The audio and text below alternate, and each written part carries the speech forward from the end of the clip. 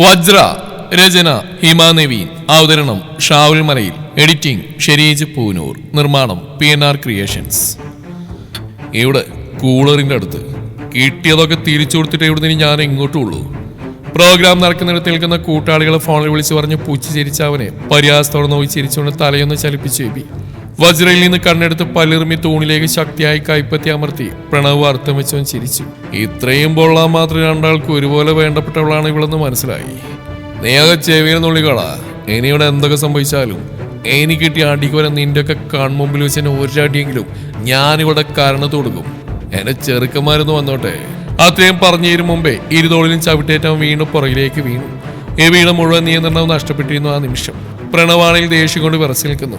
ഇനി അവരെ നിയന്ത്രിക്കാൻ തനിക്ക് കഴിയില്ലെന്ന് വജ്ര ഉറപ്പിച്ച നിമിഷം. എബി എന്ന വിളി ഇപ്പോഴും കാതിൽ തങ്ങി നിൽക്കുകയാണ്. പ്രണവിന് ആ ദേഷ്യം തന്നെ കെട്ടടങ്ങിയിട്ടില്ല.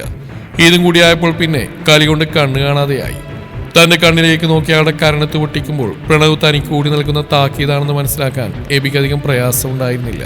പല്ലിറുമി ഉള്ളിൽ കത്തുന്ന ദേഷ്യത്തോടെ ആ പണിക്കാരന്റെ തലമുടി പിടിച്ചു വലിച്ച് അവന്റെ നെഞ്ചിലേക്ക് കൈമടക്കി അടിക്കുമ്പോൾ അവന്റെ കണ്ണുകളും പ്രണവിന്റെ മുഖത്തായിരുന്നു. വജ്രയെ നോട്ടം കൊണ്ടുപോലെ എന്നിൽ നിന്ന് വിലക്കാൻ ധൈര്യം കാണിച്ചാൽ, അവള് വേദനിപ്പിക്കാൻ ശ്രമിച്ച ഇതുപോലെ നിന്റെ നെഞ്ചിൽ ഞാൻ പള്ളിപ്പെരുന്നാൾ നടത്തുള്ള റാസ്കൽ എന്നായിരുന്നു ആ നോട്ടത്തിന്റെ അർത്ഥം. സത്യത്തിൽ പരസ്പരമുള്ള ദേഷ്യം കൂടി ആ പണിക്കാരന് കൊടുക്കാനുള്ള കൂട്ടത്തിൽ തീർക്കാൻ തുടങ്ങിയായിരുന്നു ഇരുവരും. ആവശ്യത്തിന് ആരോഗ്യമുള്ള കൂട്ടത്തിലാണ് തല്ലുകൊള്ളുന്നവൻ. ആവും ഇത് അവരെ പിടിച്ച് തള്ളുന്നുമുണ്ട്. എന്തു ചെയ്യണമെന്നറിയാതെ, എന്തു പറഞ്ഞവരെ നിയന്ത്രിക്കുമെന്നറിയാതെ വജ്ര അവർക്കടുത്തേക്ക് ഇടറുന്ന കാലടികളോടെ ഓടി വന്നു. എബിയെ തള്ളി മാറ്റി അപ്പുറം കിടന്നിരുന്ന മൈക്ക് സ്റ്റാൻഡുകൾ ഒന്നിൽ നിന്ന് കയ്യിലെടുത്ത് പ്രണവിന്റെ തലയിലേക്ക് അടിക്കാൻ തുടങ്ങിയ അയാളെ ഓടി വന്ന് വജ്ര തടയും മുമ്പ് ഇടയിലെത്തി അവളെ ഒരു കൈ കൊണ്ട് ചുറ്റി പിടിച്ചു മാറ്റി ഇടതുകാൽ കൊണ്ട് അവനെ ചവിട്ടി വീഴ്ത്തി എബി. ഒരു നിമിഷം വൈകിയിരുന്നെങ്കിൽ അവളുടെയോ പ്രണവിന്റെയോ തല ഒളിഞ്ഞേനെ. ആ പിടിച്ചു മാറ്റലിനൊടുവിൽ ബാലൻസ് തെറ്റി താഴേക്ക് വീണ എബിയെയും വജ്രയെയും കണ്ട് പ്രണവിന്റെ രക്തം തിളച്ചു. കാരണം വജ്ര ഇപ്പോൾ എബിയുടെ നെഞ്ചിലാണ്. പ്രണവ് ശബ്ദമുയർത്തും മുമ്പേ ചവിട്ടേറ്റ് വീണവൻ അടിക്കാൻ ഓടി വന്നുകൊണ്ട് പ്രണവിന് അവനെ നേരിടേണ്ട അവസ്ഥയായി. അവസ്ഥയും സന്ദർഭവും മറന്ന് നെഞ്ചിലേക്ക് വീണ് കിടക്കുന്നവളെ ഒരു നിമിഷം കുസൃതിയോടെ നോക്കി ചിരിച്ചുപോയി എബി. എന്റെ പൊന്നു കർത്താവേ, നീ ഇത്രയും വലിയവനാണെന്ന് ഞാൻ അറിഞ്ഞില്ല. എന്റെ നെഞ്ചിലേക്ക് എന്നിവളെ ചേർത്ത് പിടിക്കുന്നതേ കുറച്ചു നേരം പ്രാർത്ഥിച്ചല്ലേ ഉള്ളൂ. ഇത്രയും വേഗത സാധിച്ചെന്നതിന് ഒരു കൂടി മെഴുകുതിരി ഞാൻ ഇന്ന് തന്നെ കത്തിച്ചോളാമേ. എബി! ദേഷ്യവും സങ്കടവും നിറഞ്ഞ ആ വിളിയിലാണ് അവന് പരിസരബോധം വന്ന്. ഞെട്ടിലോടെ തലയിരിച്ച് നോക്കുമ്പോൾ പ്രണവ് മറ്റേയാളെ തൂണിലേക്ക് അമർത്തി പിടിച്ചിടിക്കുകയാണ്. തിരികെ അവനും നന്നായി തന്നെ പ്രതിരോധിക്കുന്നുണ്ട്. കിടന്ന് കുതിർന്നവളെ നോക്കി ചുണ്ടിലൂറിയ ചിരിയോടെ അവനൊന്ന് കണ്ണടച്ച് കാണിച്ചു.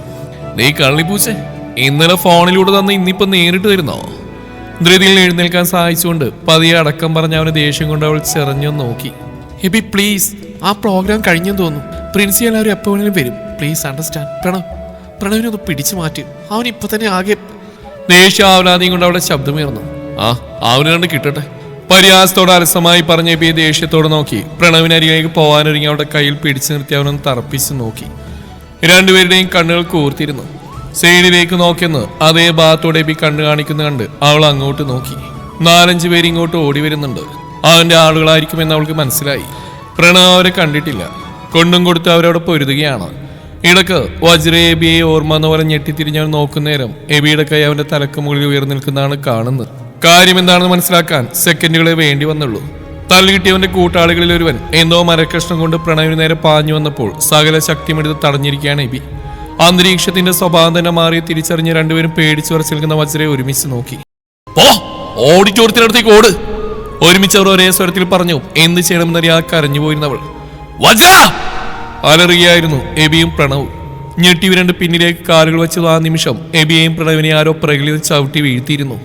ഭീതിയോടെ അവൾ നിലവിളിച്ചു പോയി. അടിയേറ്റുവാങ്ങി തളർന്നു കിടന്നവൻ ആരോ താങ്ങി പിടിച്ചെഴുന്നേൽപ്പിക്കുന്ന നേരത്ത് അവന്റെ ചുണ്ടിലൊരു വൈരാഗ്യ ചിരി തെളിഞ്ഞിരുന്നു. ആദ്യത്തെ പോലെ മറ്റൊന്നും ഓർക്കാതെ എബിയും പ്രണവും കൈകോർത്ത് പിടിച്ചു. പരസ്പരം ഒന്ന് നോക്കിയ ശേഷം രണ്ട് സൈഡിലേക്ക് നോക്കി വന്നവന്മാരുടെ നെഞ്ചിലേക്ക് ആഞ്ഞ് ചവിട്ടി. അപ്പോഴേക്കും കടന്നൽ കൂടിളകി വരുമ്പോൾ വിദ്യാർത്ഥികളെല്ലാവരും ഓടിക്കൂടിയിരുന്നു. എബിക്കും പ്രണവിനും നല്ലപോലെ കിട്ടുന്നുമുണ്ട്. അവരതിനേക്കാൾ കൂടുതൽ അങ്ങോട്ട് കൊടുക്കുന്നുമുണ്ട്. എബി പ്രണവ് എന്നവൾ 1000 തവണയിലും വിളിച്ചു കാണും. ആര് കേൾക്കാൻ? ബഷീർ പ്രണവിനെ പിടിച്ചു മാറ്റുകയും അവനെ തല്ലാൻ വരുന്നവരെ തിരിച്ചു തല്ലുകയും ചെയ്യുമ്പോൾ ജിത്തു എബിക്കൊപ്പം നിന്ന് നല്ലപോലെ തല്ലുന്നുണ്ട്. പുറത്തുനിന്നും വന്നവരെ എബിയുടെ നെറ്റിയിൽ നിന്നും പ്രണവിന്റെ കൈപ്പത്തിയിൽ നിന്നും ചെറിയ രീതിയിൽ ചോരയൊലിക്കുന്നുണ്ട്. വിറയിലോടെ പിന്നെയും പിന്നെയും പേരുകൾ വിളിച്ചുകൊണ്ട് അവൾ കരയുന്നുണ്ടായിരുന്നു. പ്രിൻസിപ്പാളിന്റെ ഉറക്കെയുള്ള ശബ്ദം കേട്ട് എല്ലാവരും തിരിയുമ്പോൾ പുറത്തുനിന്ന് വന്നമാരുടെ മുഖം നന്നായി വിളറി വെളുത്തു. കാരണം അവരുടെ മുതലാളി കൂടെ അദ്ദേഹത്തിന് അരികിൽ ഉണ്ടായിരുന്നു. യൂണിഫോമെല്ലാം ആകെ ഉലഞ്ഞ് നെറ്റിയിലും കയ്യിലുമൊക്കെ തൊലിയുരിഞ്ഞ് പൊട്ടി പ്രിൻസിപ്പാളിന്റെ മുറിയിലൊറ്റത്ത് കൈകെട്ടി നിൽക്കുകയാണ് എബിയും പ്രണവും. ഈ പുറത്ത് നിസ്സഹായമായ ഭാവത്തിൽ കണ്ണുകലങ്ങി ചുവന്ന് നിൽക്കുന്നുണ്ട് വജ്ര. പ്രിൻസിപ്പാളിന്റെ മുമ്പിൽ ഇരിക്കുന്നുണ്ട് എബിയും പപ്പയും പ്രണവിന്റെ അച്ഛനും. മാത്യൂസ് ഗൗരവത്തോടെ നോക്കുന്നുണ്ട്. ആദ്യമൊന്ന് അമ്പരുന്നെങ്കിലും കണ്ണിരുട്ടെന്ന് കണ്ട് അവന് ചിരി വന്നിരുന്നു. പ്രണവിന്റെ അച്ഛൻ അതിദയനീയ ഭാവത്തിലാണ്. വജ്രയാണെങ്കിൽ പ്രണവിന്റെ ഇടയ്ക്കിടെയുള്ള രൂക്ഷമായ നോട്ടത്തിന് ഒരു മറുപടി നൽകാൻ കഴിയാതെ വിഷമത്തോടെ നെടുവീർപ്പിട്ട് നിൽക്കുന്നു. എബിക്കാണെങ്കിൽ ആ നിസ്സഹായ ഭാവം കണ്ട് കലി വരുന്നുണ്ട്. എന്തിനവനെ പേടിക്കണമെന്ന ചോദ്യമാണ് അവന്റെ കണ്ണുകളിൽ. സത്യത്തിൽ പ്രശ്നമുണ്ടാകുന്ന സമയത്ത് വജ്രയുള്ള തന്റെ ഫീലിംഗ്സ് ഒഴിവാക്കുന്ന രീതിയിൽ പ്രണവിന്റെ നാവിൽ നിന്നെങ്കിലും വീഴുമെന്ന പ്രതീക്ഷ ഓരോ നിമിഷം എബിക്കുണ്ടായിരുന്നു. സംഭവിക്കുമായിരുന്നു അത്. പക്ഷേ പ്രശ്നം കൂട്ടത്തലിലേക്ക് കലാശിച്ചു പെട്ടെന്നായിരുന്നു. പരസ്പരം ചെറിഞ്ഞു നോക്കി ഇരുവരും പല്ലിൽ ഞെരിച്ചമർത്തി. പ്രണവ് രൂക്ഷമായി നോക്കുന്നുണ്ട്. പോടാ എന്ന് പുച്ഛിച്ചുകൊണ്ട് എബി മുഖം വെട്ടിത്തിരിച്ചു. ഇവരും പിന്നെ ആ മുതലാളി ഇത്രയും റിക്വസ്റ്റ് ചെയ്തുകൊണ്ടും കോളേജിന്റെ റെപ്യൂട്ടേഷനെ ബാധിക്കുന്നുകൊണ്ടാ ഇതൊരു പോലീസ് കേസാക്കാതെ ഒത്തീർപ്പാക്കുന്നത്. CCTV വിഷ്വൽസ് കണ്ട് അയാൾ ഈ കുട്ടിയുടെ മിസ്ബിഹേവ് ചെയ്യാൻ ശ്രമിച്ചു എന്ന് ബോധ്യപ്പെട്ടുകൊണ്ട് നിങ്ങൾക്കെതിരെ യാതൊരു ആക്ഷൻ എടുക്കില്ലെന്ന് ധാരണ രണ്ടിനുണ്ടെങ്കിലേ അതങ്ങ് മാറ്റിവെച്ചോ. ഒരാഴ്ച വീട്ടിൽ നിന്ന് പഠിച്ചാൽ മതി മക്കള്. Both of you suspend for 7 days. കൈയോടെ മേടിച്ചാട്ടെ. അത് മാത്രമല്ല, നഷ്ടപരിഹാര വകയിൽ ആ ഷോപ്പ് ഓണർ അടച്ചതിന്റെ പാതി എമൗണ്ട് നിർബന്ധമായിട്ടും അടച്ചിരിക്കണം. ഇനി ഇതുപോലെ കൺട്രോൾ ഇല്ലാത്തിനകത്ത് കിടന്ന് കളിക്കാൻ നിനക്കൊക്കെ തോന്നുമ്പോ കിട്ടിയ പാരിതോഷികങ്ങൾ ഓർമ്മ വരണം. സന്തോഷത്തോടെ സ്വീകരിച്ചു പോയാട്ടെ. സസ്പെൻഷൻ ഓർഡർ ടേബിളിലേക്ക് ഇട്ട് ദേഷ്യം അടക്കി പിടിച്ച് പറഞ്ഞ പ്രിൻസിപ്പളിനെ നോക്കി എബിയും പ്രണവ് ഒരുമിച്ച് നെടുവീർപ്പെട്ടു. വജ്ര കണ്ണെന്ന് അടച്ചു തുറന്ന് ദീർഘശ്വാസം എടുത്ത് ഇരുവരെയും നോക്കി. മാത്യൂസും പ്രണവിന്റെ അച്ഛനും മറുത്തൊന്നും പറയാനാവാതെ പ്രിൻസിപ്പളിനോട് അനുവാദം ചോദിച്ചുകൊണ്ട് എഴുന്നേറ്റ് പുറത്തേക്ക് നടന്നു. പുറകിലായി വജ്ര, എബിയും പ്രണവും ഇറങ്ങി. പുറത്ത് കാത്തുന്ന ജിത്തുവും ബഷീറും മറ്റു ചില ഫ്രണ്ട്സും വിവരമറിഞ്ഞ് നെറ്റിയിൽ വിരലുരസി അസ്വസ്ഥതയോടെ നിൽക്കുമ്പോൾ പ്രണവിനോട് സംസാരിക്കാൻ ശ്രമിക്കുകയായിരുന്നു വജ്ര. മാത്യൂസ് ഏത് അധ്യാപകനോട് സംസാരിച്ച് നിൽക്കുകയാണ്. അയാൾക്കരികിൽ നിൽക്കുന്ന എബി വജ്രയുടെ മുഖഭാവം പ്രണവിന്റെ ഗൗരവഭാവം കണ്ട് ദേഷ്യം കടിച്ചമർത്തി നിൽക്കുകയാണ്. ബഷീർ കാര്യം മുഴുവൻ അറിഞ്ഞിട്ടില്ലെങ്കിലും ആ ദയനീയ ഭാവം കണ്ട് കൺസിമി കാണിച്ചെല്ലാം ശരിയാക്കാമെന്ന് മൗനമായി ആശ്വസിപ്പിക്കുന്നുണ്ട് വജ്രയെ. വജ്രയുടെ സങ്കടത്തോടെയുള്ള വിളി കേട്ടില്ലെന്ന് നടിക്കാൻ എത്ര ദേഷ്യം വായിച്ചാലും പ്രണവിന് കഴിയില്ലല്ലോ. ഭാവത്തിൽ അല്പം മയം വരുത്തി അവൻ അവളെ നോക്കി. നീ എന്റെ അച്ഛനെയും കൂടെ വീട്ടിലിറക്കാം. ഇനിയിപ്പോ കോളേജ് ബസ്സിൽ പോണ്ട, വാ. എബിയെ രൂക്ഷമായി നോക്കി പ്രണവ് വജ്രയുടെ കൈ പിടിച്ചു. വേദന കൊണ്ട് അവനെ നെറ്റി വിളിഞ്ഞു. കൈ പിൻവലിച്ചു ആവലാതിയോടെ അവൾ ആ കൈ പിടിച്ചു വെച്ചു. കൈപ്പത്തിൽ നീളത്തിൽ മുറിവുണ്ട്. 6-ാം വിരലിന്റെ അറ്റത്തോളം അത് നീണ്ടു കിടക്കുന്നു. വല്ലായ്മയോടെ അവളുടെ മുഖം വാങ്ങി. ആ ഒരൊറ്റ നിമിഷത്തിൽ തന്റെ വേദന കണ്ടവളെ നെറ്റി ഒളിഞ്ഞ ആ സെക്കൻഡിൽ അതുവരെ തോന്നിയ ദേഷ്യവും സങ്കടവും അലിഞ്ഞില്ലാതായതുപോലെ തോന്നി പ്രണവിന്. ചെറുചിരിയോടെ വജ്രയുടെ മറ്റേ കൈ പിടിക്കാൻ തുടങ്ങും മുമ്പേ ജിത്തു എന്നൊരു ഉച്ചത്തിലുള്ള വിളി കേട്ടു. എബിയാണോ? ഞെട്ടിലോടെ തിരിഞ്ഞപ്പോൾ നെറ്റിയിലെ മുറിയിലേക്ക് മരുന്നുണ്ടോ ഓടി വരുന്നുണ്ട് ജിത്തു. വജ്രയുടെ നെഞ്ചിലൊരു ഭാരം തിങ്ങി. എബിയുടെ മുഖത്തേക്ക് നോക്കിയപ്പോൾ ആ കണ്ണിൽ നിറഞ്ഞു നിൽക്കുന്ന ദേഷ്യത്തേക്കാൾ പരിഭവവും സങ്കടവും മനസ്സിനെ കൊളുത്തി വലിച്ചു. ദയനീയമായി നോക്കി അവളെ കണ്ട് മുഖം വെട്ടിത്തിരിക്കുമ്പോൾ എബിയുടെ നെഞ്ചും പിടച്ചിരുന്നു. സ്വന്തമായതിനെ അകലെ നിന്നും നോക്കി നിൽക്കേണ്ട അവസ്ഥ. യാത്ര പറയാനെന്ന പോലെ മാത്യൂസിനെ എബിക്കരിയിലേക്ക് നടന്ന വജ്രയെ പ്രണവ് തടഞ്ഞു. മുത്തച്ഛനെ ഇങ്ങോട്ട് ഇറങ്ങാൻ നിൽക്കുക. എന്നെ കാണാൻ വെയിറ്റ് ചെയ്യുന്നുണ്ട്. വേഗം അവിടെ എത്തണം. കണ്ണിങ്ങളോട് വർത്തമാനം നിൽക്കാൻ നേരില്ല. വാ, അച്ഛൻ കാറെടുത്തു. പ്രണവിന്റെ പറച്ചിൽ കേട്ട് തികട്ടി വന്ന ദേഷ്യം അടക്കി പിടിച്ച് എന്തോ പറയാൻ തുടങ്ങും മുമ്പേ അവന്റെ അച്ഛൻ കാറുമായി തിരുവരോടും കയറാൻ പറഞ്ഞു. പപ്പ വരുന്നുണ്ടോ? ഞാൻ പോവാ. ദേഷ്യവും സങ്കടം ഒതുക്കി പിടിച്ച് അത്രയും കടുപ്പത്തോടെ നെറ്റിയിലെ മുറിവിലെന്ന് അമർത്തി തടവി കാറ്റുപോലെ പാഞ്ഞുപോയി. കാറിൽ കയറി ഡോറ് വലിച്ചടച്ച് എബി ഇരുന്നപ്പോൾ നെഞ്ചിലൊരു മിന്നൽ പിണറേറ്റതുപോലെ അവളുടെ കണ്ണ് പിടഞ്ഞു. കണ്ണി കണ്ടവനാണ് ഞാൻ നിനക്കല്ലേ? ആയിക്കോട്ടെ, അത് അങ്ങനെ തന്നെ ഇരിക്കട്ടെ. സാഹചര്യം മനസ്സിലാക്കി വജ്രയോട് കൺചിമ്മി കാണിച്ച് സാരമില്ലെന്ന് ആശ്വസിപ്പിച്ച് മാത്യൂസ് കാറിലേക്ക് കയറിയതും മൗനം കൊണ്ട് അതിശക്തമായ നോട്ടം കൊണ്ട് അവിടെ കണ്ണിലേക്ക് നോക്കി പറയാതെ പറഞ്ഞ് എബി സീറ്റിലേക്ക് ചാഞ്ഞിരുന്നു. കണ്ണിൽ പൊടിഞ്ഞ കണ്ണീരിനെ ആരും കാണാതെ അവൾ ഒളിപ്പിച്ച നേരത്ത് പ്രണവ് അവൾക്ക് മുമ്പിൽ കാറിന്റെ ഡോറ് തുറന്നു. അവന്റെ മുഖത്ത് ആളോടുള്ള സ്നേഹത്തിന്റെ ഭാവമായിരുന്നെങ്കിൽ എബിയുടെ കണ്ണിലെ സങ്കടം കടമെടുത്ത് വിങ്ങിയായിരുന്നു വജ്രയുടെ ഹൃദയം. കോളേജിൽ നിന്നിറങ്ങി വീടിന് മുമ്പിലെത്തും വരെ പ്രണവ് എന്തൊക്കെയോ പറയുന്നുണ്ടായിരുന്നു. എന്തിനൊറ്റയ്ക്ക് കൂളറിനടുത്തേക്ക് പോയി? എബി എങ്ങനെ അവിടെ വന്നു? നിന്നോട് അവൻ എന്തെങ്കിലും സംസാരിച്ചോ? വീണപ്പോൾ നിനക്കെന്തെങ്കിലും പറ്റിയോ എന്ന് തുടങ്ങിയ ചോദ്യങ്ങൾ കൊണ്ട് എന്നെ വീർപ്പ് മുട്ടിക്കുമ്പോൾ അന്നാദ്യമായി പ്രണവിനോട് എനിക്ക് വല്ലാത്ത ദേഷ്യം തോന്നി.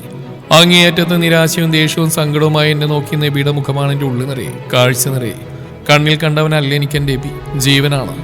നെഞ്ചോട് ചേർത്ത് ഞാൻ വെച്ചിരിക്കുന്ന എൻ്റെ പ്രണയമാണവൻ എന്നുറക്കെ പറയണമെന്ന് തോന്നിയിട്ടും നാക്കിനെ കൂച്ചു വിളങ്ങിട്ട് നിർത്തിപ്പോയി ഞാൻ. സാഹചര്യവും സന്ദർഭവും കണക്കിലെടുത്ത് ഞാൻ എൻ്റെ എബിയെ വീണ്ടും വേദനിപ്പിച്ചു. എന്തിനു വേണ്ടി പ്രണവ്? തിളച്ചിടുന്ന എൻ്റെ മനസ്സ് ശാന്തമാവാൻ. എനിക്ക് എന്നോട് ക്ഷമിക്കാൻ കഴിയുന്നില്ല. സാഹചര്യത്തെ പഴിചാരാം, പക്ഷെ എന്റെ മനസാക്ഷി അതെന്നെ ചാട്ടവാറ് കൊണ്ട് അടിക്കും പോലെ. എത്ര നാളുകളായി എനിക്ക് വേണ്ടി എബി മാറി നിൽക്കുന്നു. പരസ്പരമുള്ള സ്നേഹത്തിൽ നിന്ന് മരിക്കേണ്ടി വന്നാലും പിന്മാറാൻ കഴിയില്ലെന്ന് ഞങ്ങൾ ഇരുവരും മനസ്സിലാക്കിയിട്ടും ഇന്ന് ഈ നിമിഷം വരെ ഞാൻ അവനെ അറിഞ്ഞുകൊണ്ട് വേദനിപ്പിക്കുക തന്നെയല്ലേ. കാറിൽ നിന്ന് പ്രണവിന്റെ സംസാരത്തിന് ഒരു വാക്കിലോ മൂളിലോ മറുപടി ഒതുക്കുമ്പോഴും ഉള്ളുകിടന്ന് പിടക്കുകയാണ്. അവസാനം നോക്കി എബിയുടെ നോട്ടം നെഞ്ച് കുത്തി കീറുന്നുണ്ട്. പ്രശ്നത്തിനിടയിൽ എബി കാണിച്ച ഓവർ സ്മാർട്ട്നെസ്സും അവന്റെ ഭാഗത്തെ മിസ്റ്റേക്കുകളും തന്നോട് അവന്റെ അച്ഛനോടുമായി പറയുന്ന പ്രണവിനെ ഉള്ളിൽ ദേഷ്യം കടിച്ചമർത്തി പിടിച്ച് ഞാൻ നോക്കി. നിന്റെ ജീവനെ നിരക്ഷിച്ച അവനാണ് പ്രണവ്. അവനില്ലായിരുന്നെങ്കിൽ അവനെ കുറ്റം പറയുന്ന ഈ നാവ് നനക്കാൻ പോലും പറ്റാതെ കിടന്നേനെ നീ. അവന്റെ മുഖത്തേക്ക് രൂക്ഷമായി നോക്കി. എന്നിലേക്ക് അവനെ നോട്ടം എത്തും മുമ്പേ ഞാൻ മുഖം വെട്ടിച്ച് പുറത്തേക്ക് നോക്കി. ഇനി എന്റെ ഭാവം കണ്ടിട്ട് അതിന്റെ ചോദ്യവും പറച്ചിലും വിസ്താരം തുടങ്ങിയാൽ കാർ ഓടിക്കുന്ന അച്ഛനെയോ മറ്റു സാഹചര്യമോ കണക്കിലെടുക്കാതെ ഒച്ച ഉയർത്തി പോവും ഞാൻ. വയ്യ, ഒന്നിനും വയ്യ, തളർന്നു പോയിരിക്കുന്നു താൻ. എബിയുടെ അവസ്ഥ എന്നോട് വെറുപ്പ് തോന്നുമോ, അകൽച്ച കാണിക്കുമോ എന്ന പേടി, സങ്കടം, ഇതെല്ലാം ഓർത്തെന്റെ തല പെരുത്ത് തുടങ്ങിയിരുന്നു. വീടെത്തിയാൽ മതിയെന്നായി. റൂമിലെത്തിയ എബിയെ ഫോൺ ചെയ്യാൻ നെഞ്ചു കിടന്ന് പിടക്കുകയാണ്. പ്രണവിന്റെ സംസാരം, അവന്റെ സ്വാർത്ഥമായ ചിന്തകൾ, എബിയോട് സൗഹാർദ്ദപൂർവ്വമുള്ള എന്റെ പെരുമാറ്റത്തിൽ എന്നോടുള്ള പരിഭവം, അതിനൊപ്പം കാണിക്കുന്ന കരുതലും സ്നേഹം നിറഞ്ഞ ശാസനകളും ആദ്യമായി എനിക്ക് അസഹനീയമായി തോന്നി, അരോചകമായി തോന്നി. അതെന്റെ പ്രണവല്ലെന്ന് തോന്നി. നിനക്ക് എന്തറിയാം പ്രണവ് എബിയെക്കുറിച്ച്? നീ എത്ര തവണ അവനെ പ്രകോപിപ്പിച്ചിട്ടുണ്ട്.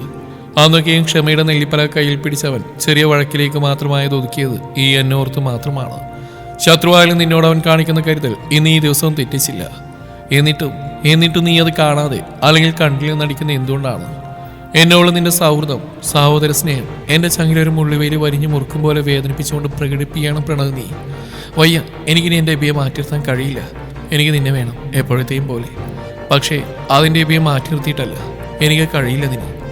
അന്നും ഇന്നും ഇനിയെന്നും I love him, I need him. മനസ്സിൽ ഉറക്കെ കരഞ്ഞ് അവന്റെ മുഖത്തേക്ക് നോക്കി മൗനമായി അലറി വിളിച്ചു വജ്ര. എത്തിയിട്ട് ഞാൻ വിളിക്കാം. ഇനി 7 ദിവസം കോളേജിന്റെ പടി കയറാൻ പറ്റൂലല്ലോ. എന്നും വൈകുന്നേരം വരാം. നോട്ട്സ് മിസ്സാവില്ലല്ലോ. അമ്മയോട് അച്ഛനോട് പറഞ്ഞാൽ മതി. ഈ ഒരു കോലത്തിൽ അവരെ ഫേസ് ചെയ്യാൻ വയ്യ. വീടത്തതിനെ കുറച്ച് മുമ്പ് എന്റെ കയ്യിൽ പിടിച്ചൊന്ന് ഡിവീർപ്പെട്ടുകൊണ്ട് പറഞ്ഞ പ്രണവിനെ നോക്കി പതിയെ മൂളി തലയാട്ടി ഞാൻ. അവനോട് ഞാൻ വീണ്ടും എന്തെങ്കിലും സംസാരിക്കുമെന്ന് പ്രതീക്ഷിച്ചുകൊണ്ട് മുഖത്തേക്ക് നോക്കുന്നുണ്ട്. അലസമായി പുറത്തേക്ക് ദൃഷ്ടി മാറ്റുമ്പോൾ എബിയോട് സംസാരിക്കണമെന്നും വീണ്ടും വീണ്ടും നിർത്താതെ പറയുകയായിരുന്നു മനസ്സ്. അതുമാത്രം, മറ്റൊന്നും ചിന്തിക്കാൻ പോലും എൻ്റെ മനസ്സ് തയ്യാറാവുന്നില്ല. എടീ സോറി, നീ പെട്ടെന്ന് അവനോട് അധികം ഫ്രണ്ട്ഷിപ്പ് ഉള്ളവരെ വീണ്ടും വീണ്ടും സ്വാതന്ത്ര്യത്തോടെ എബിന്ന് വിളിച്ചപ്പോൾ അത് കേട്ടവൻ എന്നെ അഹങ്കാരത്തോടെ നോക്കിയപ്പോൾ എനിക്ക് നല്ലോണം ദേഷ്യം വന്നു. ഇറങ്ങാൻ നേരം നിന്നോട് ചൂടായി സംസാരിച്ചു പോയി. ഇനി ഉണ്ടാവില്ല. എനിക്കറിയാലോ എന്നേക്കാൾ വരുന്ന നിനക്ക് അവനെന്ന്. പക്ഷെ അവനത് കേൾക്കുമ്പോൾ ഒരുമാതിരി പൂച്ചയുള്ള പോലെ എക്സ്പ്രഷൻ ഇടും. അതെനിക്ക് സോറി, നീ അതിനി പിണങ്ങിയിരിക്കല്ലേ. ഏതൊരു തന്നെ കാര്യത്തിൽ നമ്മൾ നിന്നെ പിണങ്ങുന്നു. മതി. ഞാൻ പോലും അറിയാതെ എൻ്റെ ശബ്ദം ഉയർന്നു. പ്രണവ് ഞെട്ടിയ പോലെ ഡ്രൈവിംഗ് സീറ്റിൽ നിന്ന് അവൻ്റെ അച്ഛൻ ഞെട്ടിക്കൊണ്ട് ബ്രേക്കിൽ അദ്ദേഹത്തിന്റെ കാലമർന്നു. എന്താ മോളെ?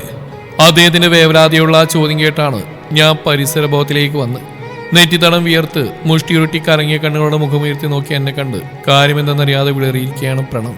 കണ്ണി കണ്ടവൻ ഏതോ ഒരുത്തൻ. വീണ്ടും വീണ്ടും എബിയെ വിശേഷിപ്പിച്ച വാക്കുകൾ എന്റെ ചെവിക്കകത്ത് കിടന്ന് മൂളുന്ന് എന്നെ അങ്ങേയറ്റ അസ്വസ്ഥയാക്കി. വജ്ര, എന്താടാ? ടെൻഷനോടെയും അലിവോടെയുമുള്ള പ്രണവിന്റെ ചോദ്യം കേട്ട് സംയമനം പാലിക്കാൻ ഞാൻ ഏറെ പണിപ്പെട്ടു. ഒരുവിധം സ്വയം പിടിച്ചു നിർത്തി. കൃത്രിമമായ നിർജീവമായ ഒരു ചിരിയെടുത്തണിഞ്ഞു. ചിരിക്കാണെന്ന് തോന്നുപോലും ചെയ്യാത്തൊരു ചിരി പ്രണവിന്റെ നെറ്റിയുളിന്ന് ഞാൻ കണ്ടു. വല്ലാതെ തലവേദന പ്രണവ്. അതാ പെട്ടെന്ന് ദേഷ്യം വന്ന്. പോയിട്ടൊന്ന് കിടക്കണം, ഒന്ന് ഉറങ്ങി എഴുന്നേറ്റാൽ മതിയാവും. വേറെ കുഴപ്പമൊന്നുമില്ലല്ലോ, എന്നോട് ദേഷ്യമൊന്നുമില്ലല്ലോ. അവൻ വീണ്ടും വീണ്ടും തന്നെയാണ് ചോദിക്കുന്നത്. ദേഷ്യവും സങ്കടവും ഒരുമിച്ചൊരു വല്ലാത്ത അവസ്ഥയിലേക്ക് എത്തി ഞാൻ. എൻ്റെ ഉള്ളിലെ ഇഷ്ടം അവൻ അറിയില്ലല്ലോ, അതുകൊണ്ട് പാവം തോന്നുന്നുണ്ട്. എനിക്ക് എന്നോട് തന്നെയാണ് ദേഷ്യം. എബിയുടേതാണ് ഞാൻ ഇന്ന് ഉറക്കെ പറയാൻ കഴിയാത്ത എൻ്റെ അവസ്ഥയോട് എനിക്ക് വെറുപ്പ്. ഇല്ലടാ, നീ തന്നെ പറഞ്ഞതിനെ ദേഷ്യം പിടിപ്പിക്കല്ലേ. അങ്കിൾ ഗേറ്റ് മുമ്പിൽ എത്തിയാൽ മതി, ഞാനിവിടെ ഇറങ്ങിക്കോളാം. ഓക്കെ മോളെ, ഞാനും പേടിച്ചു പോയി നിന്റെ ശബ്ദം കേട്ടേ. പിന്നെ രണ്ടാളൊന്ന് ദിവസം അങ്ങ് മറന്നേക്ക്. അതിൻ്റെ പേരിൽ ഇനി ഒരു പിണക്കം വേണ്ട. കഴിഞ്ഞു. പ്രണവിനെ ഞാൻ പറഞ്ഞ് മനസ്സിലായിക്കോളാം. മോള് ടെൻഷൻ അടിക്കണ്ട, പോയി നന്നായിട്ടൊന്ന് ഉറങ്ങുക. ഗേറ്റിനരികിൽ കാർ എത്തുമ്പോൾ അദ്ദേഹം പറഞ്ഞിട്ട് സ്വയം പരിഹസിച്ചോടും ചിരിച്ചെന്ന് വരുത്തി ഞാൻ ഇറങ്ങാൻ തുടങ്ങുമ്പോൾ പ്രണവിന്റെ കയ്യിൽ അവൻ അപ്പോഴും എൻ്റെ കൈ പിടിച്ചു വെച്ചിരിക്കുന്ന കണ്ട് സ്വയം ക്ഷമയാർജിച്ച് ഞാൻ അവന്റെ കണ്ണിലേക്ക് നോക്കി. പോവട്ടെ വീട് എന്ന അർത്ഥത്തിൽ വല്ലാത്തൊരു നോവടാ മുഖം എന്നോട് അപേക്ഷിക്കും പോലെ, ദേഷ്യപ്പെട്ടതിന് വീണ്ടും വീണ്ടും സോറി പറയും പോലെ കണ്ണു ചുരുക്കി കാണിക്കുന്ന അവനെ കണ്ട് ഞാനൊന്ന് ശ്വാസം നീട്ടിയെടുത്തു. ഞാനൊന്ന് മുഖം കറുപ്പിച്ചാൽ മനസ്സമാധാനം ഇല്ലാതാവുന്നവനാണവൻ. എനിക്കറിയാം. അവൻ ആഗ്രഹിക്കുമ്പോൾ ഒരു ചിരി എൻ്റെ മുഖത്തിപ്പോൾ വന്നില്ലെങ്കിൽ ഇന്ന് ഉറങ്ങില്ലെന്ന് മാത്രമല്ല, ഞാൻ ഓക്കെ ആവുമ്പോൾ ക്ഷമിച്ച് ചോദിച്ചുകൊണ്ടേയിരിക്കും. എബി എന്നോട് ക്ഷമിക്കും വരെ, എന്നോട് മിണ്ടും വരെ മറ്റൊന്നും ഇനി കേൾക്കാനോ കാണാനുള്ള മനസ്സോ ക്ഷമ എനിക്കില്ല. അതുകൊണ്ട് പ്രണവിനെ സമാധാനിപ്പിക്കും പോലെ കണ്ണ് ചിമ്മിക്കാണ് ചിരിച്ചെന്ന് വരുത്തി ഞാൻ. അവൻ്റെ മുഖം തെളിഞ്ഞു. വൈകിട്ട് വിളിക്കാമെന്ന് പറഞ്ഞ് തുടങ്ങുമ്പോഴേക്കും ഗേറ്റ് കടന്നിരുന്നു ഞാൻ. നീ ഇപ്പോഴും നിന്നെ സന്തോഷിപ്പിക്കാനാണ് നോക്കിയ പ്രണവ്. എൻ്റെ ഉള്ളറിയുന്ന പ്രണവ് എവിടെ പോയെന്നാണ് എനിക്ക്. നിന്റെ വാശികളിലേക്ക് നീ എന്നെ വലിച്ചിടുമ്പോഴൊക്കെ നിന്നെ വിഷമിപ്പിക്കാതിരിക്കുക ഇന്നോളം ഞാൻ എൻ്റെ ഇഷ്ടത്തെ ഒതുക്കി നിർത്തിയില്ലേ. ഇനി വയ്യട എനിക്ക്. എബി എൻ്റെ ആത്മാവിൽ ചേർന്നു പോയിട്ടുണ്ട്. അവനിപ്പോൾ അനുഭവിക്കുന്ന വേദന അതേ അളവിൽ എനിക്കുള്ളിലുണ്ട്. എനിക്കവനെ വേണം പ്രണവ്. നിന്നോടെല്ലാം പറയാൻ സമയമായി. ഈ 7 ദിവസം കഴിയുമ്പോഴേക്കും ഞാനത് ചെയ്തിരിക്കും. എന്നെ അത്രയധികം സ്നേഹിക്കുന്ന നീ എൻ്റെ മനസ്സ് കാണണം, അംഗീകരിക്കണം. അംഗീകരിച്ചേ പറ്റൂ. പിന്തിരിഞ്ഞു നോക്കാതെ മനസ്സിലെടുത്ത തീരുമാനം അടിവരയിട്ട് ഉറപ്പിച്ച് വീടിനുള്ളിലേക്ക് കയറി ഞാൻ. അച്ഛൻ ഓഫീസിൽ നിന്നും വരാറാവുന്നതേ ഉള്ളൂ. എന്റെ മുഖവും ഭാവം കൊണ്ട് പരിഭ്രമത്തോടെ കാര്യം തിരക്കിയ അമ്മയോട് ചുരുങ്ങിയ വാക്കിൽ കാര്യം പറഞ്ഞ് ഫ്രഷ് ആവണം, തലവേദനയുണ്ട്, കുറച്ചുറങ്ങണം, അതൊരു വിളിക്കില്ല അമ്മയെന്നൊക്കെ പറഞ്ഞ് റൂമിലേക്ക് ഓടുമ്പോൾ എബിയുടെ ശബ്ദം കേൾക്കാനുള്ള പിടപ്പിലായിരുന്നു തലച്ചോറും ഹൃദയവും. വാതിലടച്ച് ബാഗിൽ നിന്ന് ധൃതിയിൽ വെപ്രാളത്തോടെ ഫോൺ എടുക്കുമ്പോൾ കണ്ണ് നിറഞ്ഞു തുടങ്ങിയിരുന്നു. കണ്ണിൽ കണ്ടവൻ എന്ന പ്രണവിന്റെ വാക്കിൽ അരിശവും സങ്കടവും നിസ്സായാവസ്ഥയും കടിച്ചു പിടിച്ച് എന്നെ കണ്ണിമൊട്ടാതെ നോക്കിയ എബിയുടെ മുഖമായിരുന്നു ഉള്ളു നിറയെ. ഡയൽ ചെയ്ത് ചെവിയിലേക്ക് വയ്ക്കുമ്പോഴും കണ്ണീര് കൊണ്ട് കാഴ്ച മങ്ങിയിരുന്നു. റിംഗ് ചെയ്ത് 19 സെക്കൻഡ് കഴിഞ്ഞതും ബിസി ട്യൂൺ കേട്ട നിമിഷം എന്റെ കണ്ണ് നിറഞ്ഞൊഴുകി. ഫോൺ കട്ട് ചെയ്തതാണ് അവൻ. കരച്ചിൽ അടക്കി പിടിച്ചു വീണ്ടും വീണ്ടും ഞാൻ വിളിച്ചു നോക്കി. അപ്പോഴേക്കും കോള് റിജക്റ്റ് ആയിക്കൊണ്ടിരുന്നു. അവസാനം സ്വിച്ച് ഓഫ് ആയിരിക്കുന്നുവെന്ന് അറിഞ്ഞു. ബെഡിലേക്ക് അറിഞ്ഞുകൊണ്ട് വീഴുമ്പോൾ എനിക്ക് എന്നെ തന്നെ നഷ്ടപ്പെടുകയാണെന്ന് എനിക്ക് തോന്നി. തുടരും ഈ കഥയുടെ ബാക്കി ഭാഗം നാളെ ഇതേ സമയം.